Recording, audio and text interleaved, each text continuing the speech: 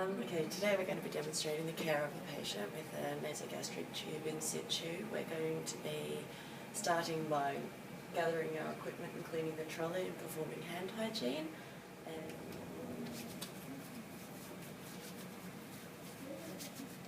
My name is Leah. I'm going to be your nurse today. I just need to check that you have no irritations or anything going on with your alhaji tube, and then I'm going to aspirate a little bit to make sure that everything is still in place and everything is where it should be. And we're just going to do some observations on you, okay? It won't be a sec, I'm just going to set up everything I need and I'll be right back. We need protective goggles, a 50ml syringe to aspirate the gastric contents, some tape to secure the nasogastric tube afterwards, some water for flushing, our pH paper, and a specimen container to empty the gastric contents into for testing. Okay. And a stethoscope, and some swabs and moisturiser for mouth care, and a bluey, and a pair of scissors for the tape. In the hospital setting they have pre-made nasogastric fasteners, but for the purpose of this demonstration we'll be using tape, and gloves. The patient is placed in a semi to high Fowler's position, if permitted, with 1 to 2 pillows placed behind the shoulders.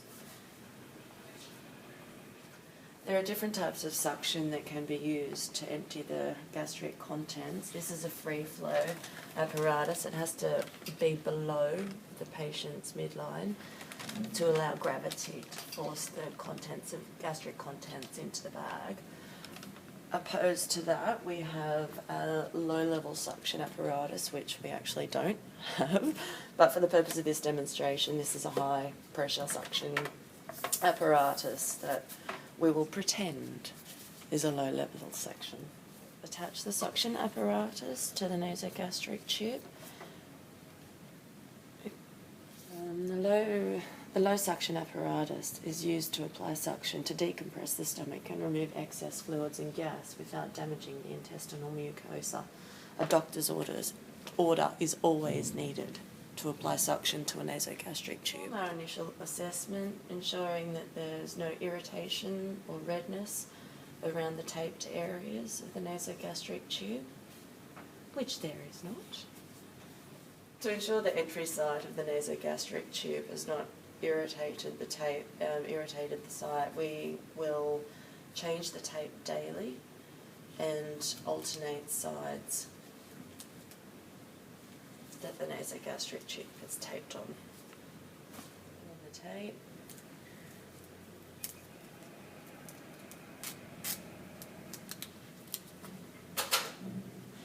And that's our replacement tape prepared.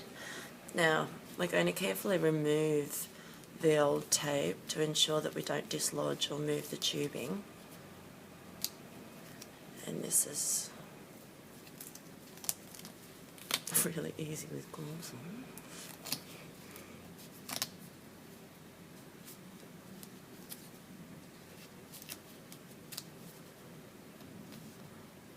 There we go.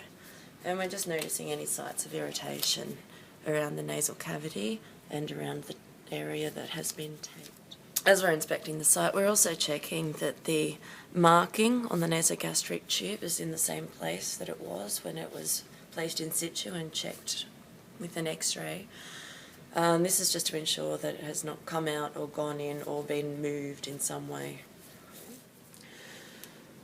Alright, we're just going to tape around the nasogastric tube with each individual tab, ensuring that we haven't taped over the black marking. And we're going to secure the tube to the cheek and behind the ear. This is especially important in children, as can be quite irritating to them, and any tugging or pulling will dislodge the tube. And for added security, we're going to tape it to the patient, Mr. Saunders' clothes, to keep it out of the way and also to prevent it from crossing the neck area. Aspirate the gastric contents just to ensure that the nasogastric tube is reaching the stomach and not entered the bronchial airways or the intestines. To start with, we've got our protective covering, our bluey, just in case of any spillage. And we'll wear protective goggles just for the splashback purposes. Okay, and we'll grab our syringe. We've got our open specimen container. We'll disconnect it from the free flow drainage bag and slowly aspirate the contents. In order to get a valid reading, you only really need 0.5 ml to 1 ml. And it's always better to use a larger syringe just for the purpose of pressure contents. And then we grab our pH paper, dip it in the specimen, and wait for the development. The tube should not be used if the aspirate is a pH of 6 or above. This is because a pH of 6 may indicate bronchial or intestinal placement. Gastric placement is generally indicated by a pH of less than 4, but may increase to between pH of 4 to 6 if the patient is receiving acid-inhibiting drugs. If the aspirate has a pH of more than 5.5, feeding should not be commenced without further investigation. Next, after any intervention, we're going to flush the NG tube to return the contents in the tube back to the stomach. Normal water is fine for the purpose of a non-immunocompromised patient, but in any immunocompromised patient, sterile water should be used. And we'll slowly flush the tube.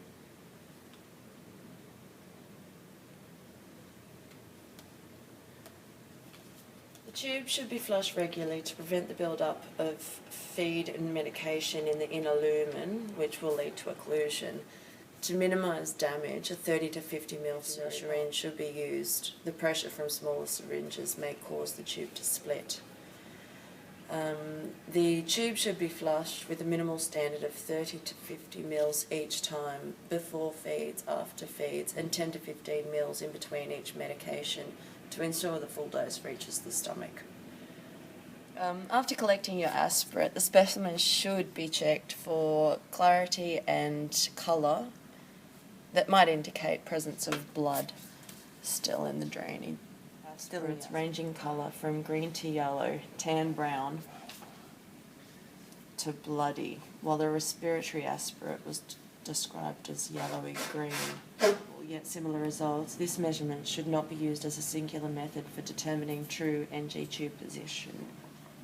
Assess the patient for gag and swallowing reflexes to determine the possibility of aspiration. Abdomen for distension, pain, tenderness, and bowel sounds for later comparison if required.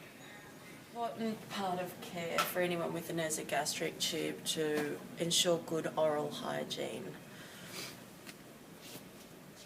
Okay, we'll give the mouth a rinse out and a flush just with water.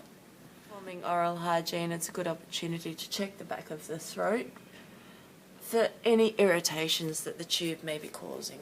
And it would be appropriate to apply a mouth moisturiser just to the inside of the lips and inside of the mouth if it's needed, as needed. The patient should be monitored at least 4 times a day, particularly before and after every feeding, just to ensure that placement is correct, there isn't any irritation, and the patient is coping with having the tube in situ. After any intervention, documentation should be undertaken.